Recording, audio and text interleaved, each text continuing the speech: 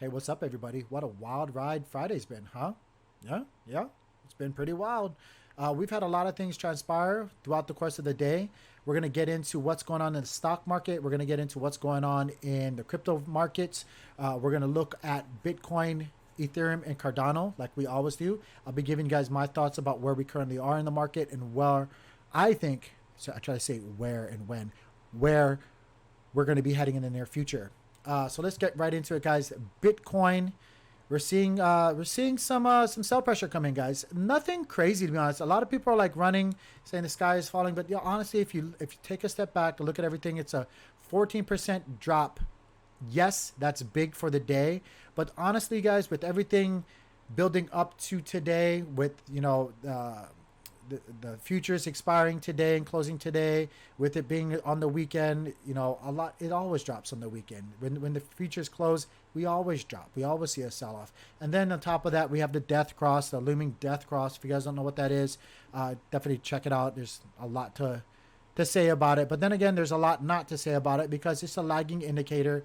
And a lot of us saw this sell off coming for a while now. So it's nothing, honestly, to me that I'm like running to the hills saying prepare yourself just yet. It is a signal though, and I'm keeping it on my radar there. I want to see how things play out. I want to see, do we dip down a little bit more?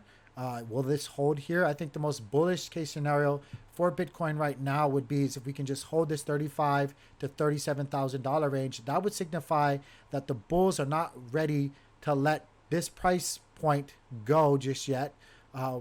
That's it would be multiple times we've come down there, 1, 2, 3, 4, 5, even 6 here if you want to count it, 7, that we've held up this price point from the 33 to about $35,000 range.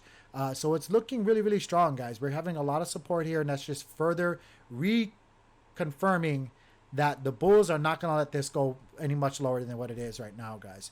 The manipulators are doing their best to do what they do. But at some point, exhaustion has to set in, and we got to realize, that this is the bottom. We could, with that being said, this is crypto. Anything could happen. We could see further dippage. I don't think it will last long. If it does happen, guys, I think it'll be really, really quick. So be prepared for it. Guys, using the Fibonacci retracement tool, as you guys can see here, I just got rid of all my charting because you know what, it's out the window now. I'm just going to keep it real simple. Fibonacci retracement here, guys. As you guys can see, we're dipping just below that 0.382 level. Again, we could come down a little bit more into this channel, in between the 2.36 and the 382. What I see it happening though, or what I see happening in the near future, is we start flipping this. The bulls come in, say over the weekend. We kind of use this as support, bounce off it a little bit. Maybe we thread it a little bit. Then we come back up into this channel that we've been in for the majority of the time, and it's just channel right here. That's what I see happening, or would like to see happen for Bitcoin. We can only sit back and see what the market does. We can't front run it. So we just can be reactive, guys. That's what I see happening for Bitcoin. Ethereum, kind of the same thing. We're just in this right below that 0.382 Fibonacci retracement channel. We're dipping down in my opinion, guys, even for Bitcoin, just like Ethereum, just like ADA. I think these levels right here are really good harvesting levels. I myself have a lot of Ethereum. I have quite a bit of ADA. In all honesty, I don't have any Bitcoin right now. I'm looking to accumulate more though. When an opportunity presents itself, I will. Things are looking really. I'm sorry, I said looking twice. Things are looking really good as far as indicators go. Again, the RSIs are pitching together here on Market Cipher. We have a really big anchor wave getting ready to print, maybe a double dot, or indicators showing us that we might see some upward action here soon. Again, we're not going to front run it. This is on the 4-hour time frame for Ethereum. Maybe we see some support come in once futures have closed. I think it's right about now, guys. Actually, what is it? 4:46. Yeah, it's futures have closed. We'll see how things play out, guys. But that's what I'm expecting. I think we'll get a little bit of a run up. We'll probably hold this level here. I think the best case scenario is we hold 2,200 for Ethereum. Maybe push our way back up to 23, anywhere between 22, 23. We range sideways would be the best case scenario for Ethereum, and then we close out the week. When did we close the week? When did we close the week, guys? In 2 days. 2 days and 3 hours. We closed the week in that range, I think would be the really good scenario for Ethereum long term. With that being said, guys, we'll move over to ADA. ADA is going to be exactly pretty much just like ETH. As you guys can see here, I'm kind of zoomed in on the 4-hour time frame. We are just below that 382 level for the Fibonacci retracement. I'm keeping it real simple, guys, because right now you could chart all you want. I'm just using the Fibonacci levels because they're pretty accurate. They hold up and they've been time tested over and over again. So there's no real reason to go ahead and do your lines all over the place. You can if you want to, but I always feel like simplicity is best, and I'm going to keep it real simple for myself and for you. So when I'm sharing this information, that's all I'm going to show you right now is these Fibonacci levels. The 0.382 is being tested right now. Again, just like Ethereum, hopefully what we see here is we just come back up, either break through or even just test this as a resistance a couple of times before we break through over the weekend. And then we just kind of keep bouncing, maybe making stair steps upwards back up to that 49 or 149, 150 range. That would be the most ideal thing.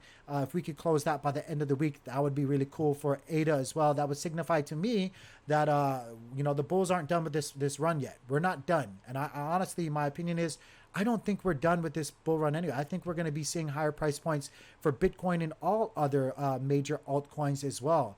I hate calling Ethereum an altcoin. It should just be its own class by now. But all other altcoins, good fundamentally assets and altcoins for that matter. I see higher price points in the near future, guys. I think July, I made a video. I think July is we're going to see a breakout to the upside, guys. I really do. A lot of good news coming out for Bitcoin in particular, and for a lot of these altcoins, Ethereum and ADA in particular. You know, I'm a big fan. I cover that all the time. Bitcoin, Ethereum, ADA.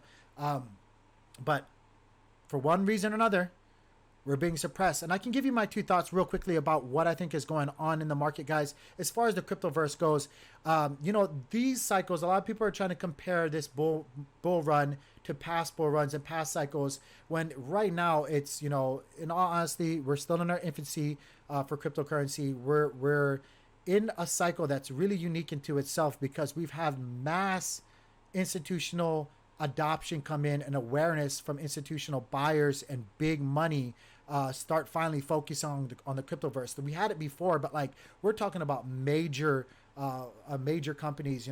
Apple. Apple's been in the news with their interest for gosh, I can't think of the word right now, but they've been hiring for people to write on Ethereum blockchains, or what else was the word I'm looking for? I'm looking for a word and it's escaping me, guys. But they're looking for people to fill their spaces in the cryptoverse so they can better ready themselves in their company to provide options to their users to be in touch with the cryptoverse. I think when I think about the word, it'll be later on when I'm not trying to think about it, and I'll share it with you guys. A blockchain. They're looking to hire people that know how to write on blockchain or utilize blockchain technology within their companies. Apple has come out with a job posting asking for people to fill that position. Other institutions, of course, we know Tesla has been in the news. Walmart's been speculated to be possibly getting into it. Amazon has been speculated to be getting into it. Twitter's CEO, Jack Dorsey, is a real big proponent, believer in Bitcoin and cryptocurrency, guys. So big major institutions and companies have been finally focusing on cryptocurrency and their use cases and seeing the opportunities that it presents itself. And so what I think has been happening is they saw that they haven't fully missed the boat, but they definitely want to get on better price points going forward, so that they can actually capitalize on the profits and momentum of cryptocurrency, DeFi, dApps, all these other use cases that many of these assets provide. I call them assets. I don't really call them cryptocurrencies, because a lot of these are just assets with use cases. But what some of these assets provide in the cryptoverse and into society as a whole. There's things like Theta. Theta is huge for the streaming platforms out there, for Amazon, for Netflix, for Disney. You're talking about being able to finally lay on a solution to their ever-growing problem of not being able to provide high-quality content to their viewers, because they don't have the capability to push data packets through their systems fast enough to give those high-quality resolution pictures. Once things like that, like Theta, come and get accepted by these companies, it's game over for them. Theta is going to explode. Think about it, guys. There's many applications that are out there and use cases that are out there that these institutions and big money sees as useful and more not just for their use cases, but as far as being useful to their bottom line, guys. So that's what I think is going on as far as Western institution suppressing the price. Of course, we have big whales also suppressing the price, which are probably tied into governments. Guys, don't ever think that the government is never involved. The government's always involved. Governments, not just the U.S., governments are always involved in anything that will make them money. Hands down. Don't ever forget that. Don't ever think that that's not the case. They are in everything, whether it be backdoor handshakes, hands in pockets, deals being made on the flip end. Like, it's happening, guys, everywhere, you know. The only reason that these big banks and these articles are being pushed out there, and the only reason that, you know, these senators and stuff like that might have a reason to FUD, spread fear, uncertainty, and doubt, that's what FUD means, for cryptocurrency, is because they want a piece of the pie. They want to be involved. They don't want to let their handshake or their partnerships with whatever institutions go that's benefiting them in the long term. These big financial banks, you think about that, guys. Those are private companies, but they're all tied in getting subsidies from the government, et cetera, et cetera, et cetera. They don't want to let go of control of you and your fiat money. You know, I'm not going to name any institution in directly, but you can go anywhere, and they you know, they want you to keep your money in their savings accounts, in their interest accounts and stuff like that, so they can make money off your money. It's not to help you in any kind of way or form. Like, get that out of your mind. It's not to help you.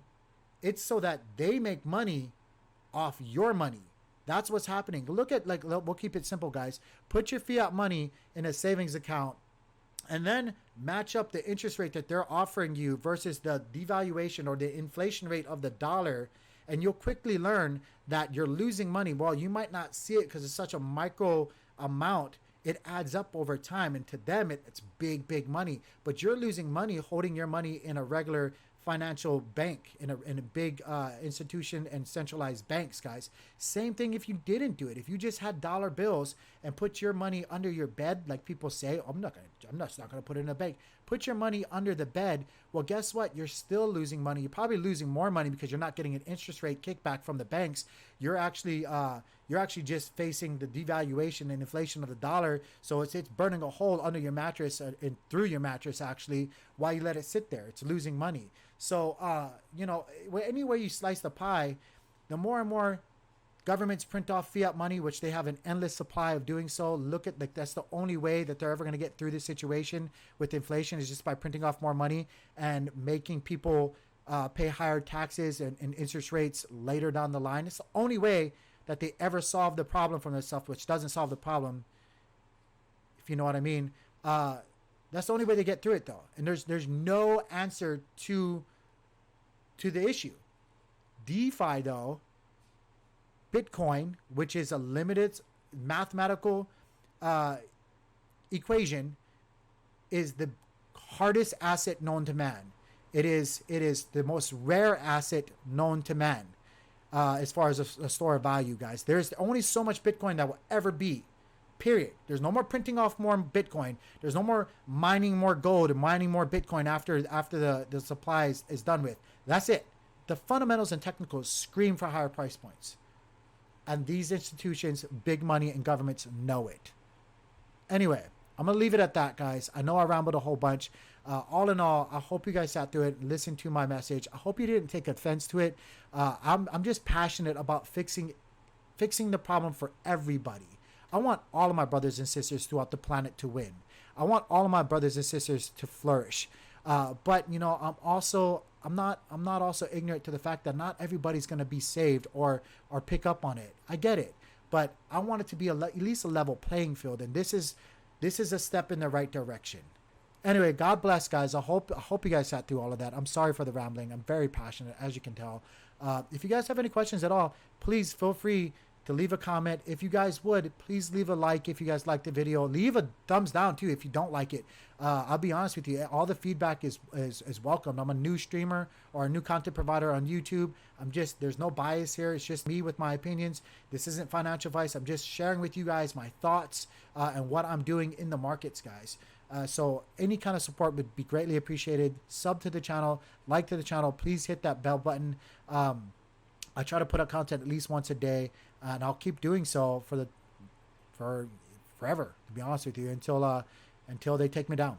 But God bless, guys. Stay profitable. Practice proper risk management. Don't over leverage. Stack your bags. Be safe.